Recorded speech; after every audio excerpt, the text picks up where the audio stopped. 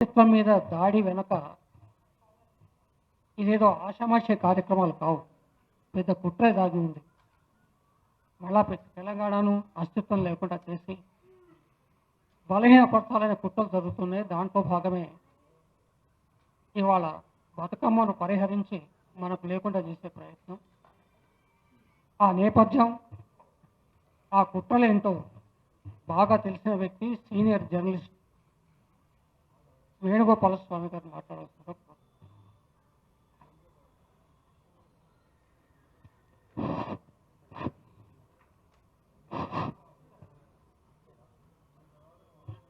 అందరికీ నమస్కారం.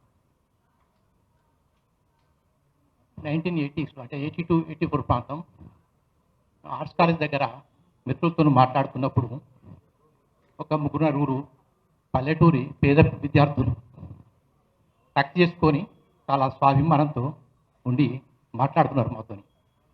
వాళ్ళు చెప్పింది ఏమిటంటే, మేము ఇట్లా ఉండడానికి, గర్వంగా ఉండడానికి, స్వాభిమానంతో ఉండడానికి కారణం ఏమిటి అంటే అంబేద్కర్ విగ్రహం అన్నారు. వాళ్ళు అంబేద్కర్ విగ్రహం ఇచ్చిన స్ఫూర్తి, ఆ స్వాభిమానం వల్ల మేము వాళ్ళు ఇంత ఉందాగా ఇట్లా సెల్ఫ్ రెస్పెక్ట్ అడ్రస్ చేసుకుంటున్నాం అన్నారు వాళ్ళు. అంటే ఒక విగ్రహం అనేది ఎట్లా ఉండాలి అంటే ఒక స్వాభిమానాన్ని, ఒక స్ఫూర్తినిచ్చే విధంగా ఉండాలి. ఒక అంబేద్కర్ విగ్రహాలా ఉండాలి. అది విగ్రహం అంటే. ఎక్కడైనా విగ్రహాలు అట్లాగే ఉంటాయి. ఏ జాతి కానీ తమ విగ్రహాలని, తమ తల్లులను కానీ, ప్రతీకలను కానీ తయారు చేసుకుంటే తమ గత వైభవాన్ని, తమ స్వాభిమానాన్ని చాటే విధంగా విగ్రహాలు తయారు చేసుకుంటారు. కానీ ఏడ్చుకుంటూనో, చిరిగిన బట్టలతోనూ, అటువంటి కూలిపోకుంటూనో ఉండదు ఎక్కడ కూడా. మరి దాన్ని ఎవరు ఇష్టపడతారు అంటే పరాయి పాలకులు, పెత్తనం చేసే వాళ్ళు ఇష్టపడతారు. మనకు ఆ స్ఫూర్తి రాకూడదు అనేది వాళ్ళు ఓర్వరు, వాళ్ళు సహించరు. అందుకే మన వైభవాన్ని మనం చాటుకుంటాం. ఎప్పుడైతే మన పరిపాలకులు ఉండరో వాళ్ళు మన వైభవ చిహ్నాలు తొలగించాలనుకుంటారు. వాళ్ళు కాకతీయ తోరణం ఉండడానికి ఇష్టపడరు, మన తల మీద కిరీటం ఉండడానికి ఇష్టపడరు, మనం మంచి చీర కట్టుకోవడానికి ఇష్టపడరు, మన ప్రతీకలు ఉండడానికి ఇష్టపడరు. బతుకమ్మ ఏం చేసింది? అదే వైభవ చిహ్నం కాదు, కానీ అస్తిత్వ ప్రతీక. అది కూడా ఉండదు అనుకుంటున్నారు వాళ్ళు. ఎందుకు ఉండకూడదు అనుకుంటున్నారంటే మనకు అస్తిత్వం ఉండకూడదు. మన తెలంగాణ రావడానికి ముందు పరిస్థితి ఒకసారి గుర్తు చేసుకుందాం.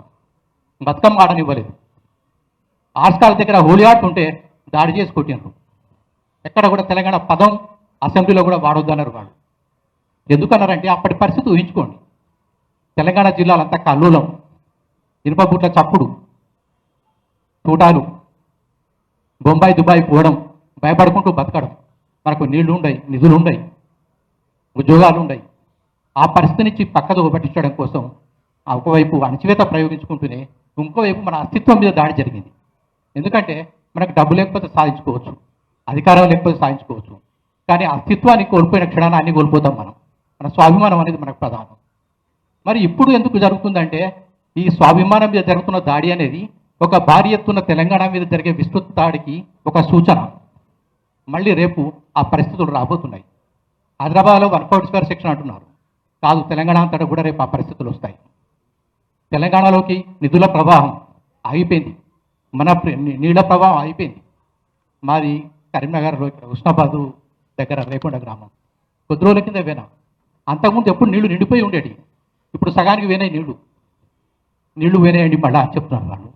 అంటే మనకు నీళ్లు ఉండవు, నిధులు ఉండవు, మన ప్రాధాన్యత ప్రకారం ఖర్చు చేయడం ఉండదు.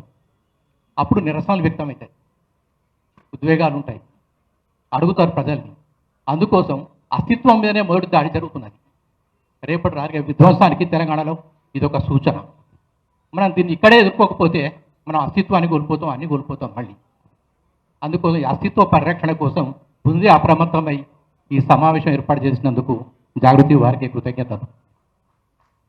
ఇంకొకటి సందర్భంగా విషయం ఏంటంటే వాడు కట్టెతోని కొడుతుంటే మనం తప్పించుకుంటున్నాం, వాడు దాడి చేస్తుంటే మనం పట్టిగట్టిస్తున్నాం. అంటే 30 ఏళ్ల ఉద్యమం తర్వాత, 10 ఏళ్ల పరిపాలన తర్వాత కూడా ఈ దైన్య పరిస్థితి ఎందుకున్నది? మన గడ్డ మీద మనం శాసకులుగా ఎందుకుంటలేము? ఇప్పుడు ఎక్కడో తమిళనాడులో ద్రవిడ ఉద్యమం వస్తే ఇప్పటికీ ద్రవిడ రాజకీయాలే, పరాయి శక్తులకు అక్కడ స్థానం లేదు. మరి మన పరిస్థితి ఎందుకు ఉండాలి అక్కడ? మన తెలంగాణ రాజకీయాన్ని మనం శాశ్వతంగా స్థిరపరచుకోవాలి. మన తెలంగాణలో ఈ అస్తిత్వ పోరాటంతో మనం సాగే పోరాటం మన గడ్డ మీద మళ్ళీ పాలకులుగా, శాశ్వతంగా శాసనకర్తలుగా చేసే విధంగా మన పోరాటం కావాలి. ఈ ఉద్యమం ఇక్కడ ఆగకూడదు. అందుకోసం ఈ సమావేశం ప్రేరణ ఇస్తుందని నేను ఆశిస్తున్నాను. జై తెలంగాణ.